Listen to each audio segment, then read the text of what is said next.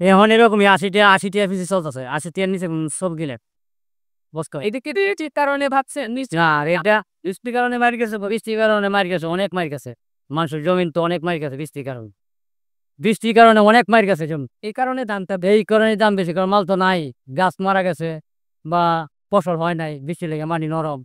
এখন চাহিদা, অনেক চাহিদা আছে এখন, আগের যে সিজন আছে কি, এখন চাহিদা আরো বেশি, অনেক দাম বেশি। এইগুলো পাতা আমরা 30 টাকা 15 টাকা, আর এটা 30 টাকা করে বেশি। এই পাতা 30 টাকা, আর এটা 20 টাকা, এটা 15 টাকা। ফুলকপি, এই ফুলকপিটা এখন বর্তমানে একটা ফুলকপি 60 থেকে 70 টাকা দাম আছে ভালোটা, আর এটা আমরা 15 টাকা পিস কিনে নিছি। 15 টাকা পিস আছে। এটা চাইনিজ তোর বড় বড় হোটেল রেস্টুরেন্ট চলতো না, এগুলা পাতা পাতা লাগ, পাতা ছাড়া হোটেল। বাঁধাকপি ছাড়াও যে ওই বানানো যায়, এটার লেগে কিন্তু এটার দাম অনেক বেশি, এটা চাহিদা। হ্যাঁ চাহিদা অনেক বেশি।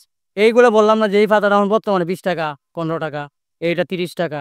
আর রাত্রে একটা পাতা আছে, বড় একটা পাতা আছে 100 টাকা দাম আছে।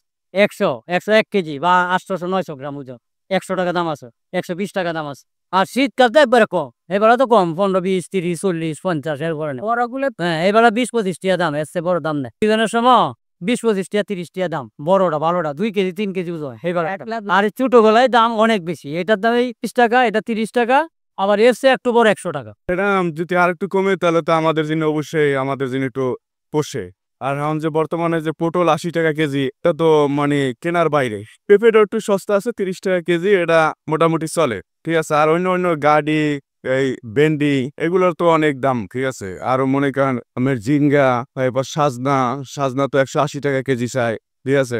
এটা তো মানে ধারণার বাইরে, বাজেটের বাইরে। অনেক কিছু লাগে আর অনেক কিছুরই দাম বেশি, ঠিক আছে। মানে যা দাম মানে ধারণার বাইরে, সবকিছুরই দাম, কোনো কিছু সস্তা নাই। এটা মানে এটা ধারণার একটা মানে যারা দিনমজুরি কাজ করে তাদের জন্য মানে এই জিনিসটা মানে ধারণার বাইরে, তাদের জন্য সংসার চালানোর মানে খুব টাফ ব্যাপার হয়ে যায় সাধারণ মানুষের জন্য, ঠিক আছে। যেরকম আমার তো মানে বাজার, আমার 2000 টাকা বাজেট, হ্যাঁ আমি আগে দেখি যে আমার 2000 টাকায় হয় না, লাগে 3000 3500 টাকা। হ্যাঁ 2000 টাকা, 3500 টাকা লাগে। প্রায় অ- ডাবল হয়ে অনেক কাছাকাছি। অনেক। আর ইনকাম তো হেরম নাই। ইনকাম যদি মনে করেন থাকে 20,000 টাকা, মনে করেন খরচ হয় 30 থেকে 35,000 টাকা। আর মনে করেন উল্টা ফিলে মনে করেন দেনা ঋণী হয়ে যায়।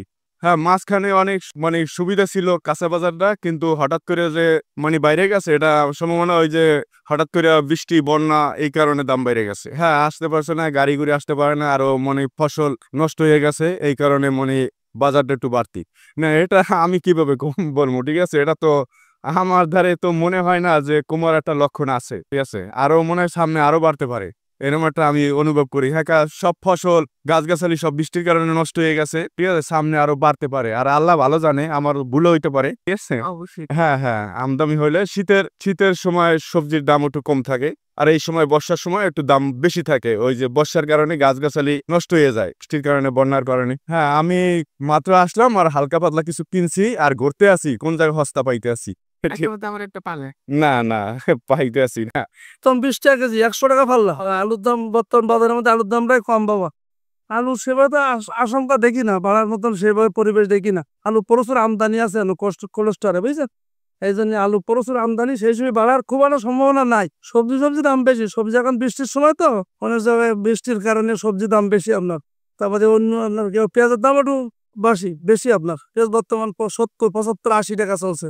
ফরিদপুর আছে, পাবনা আছে, আপনার রাজশাহী আছে, ওরা পেঁয়াজ ভাই 70 টাকা কেজি, পাল্লা 350।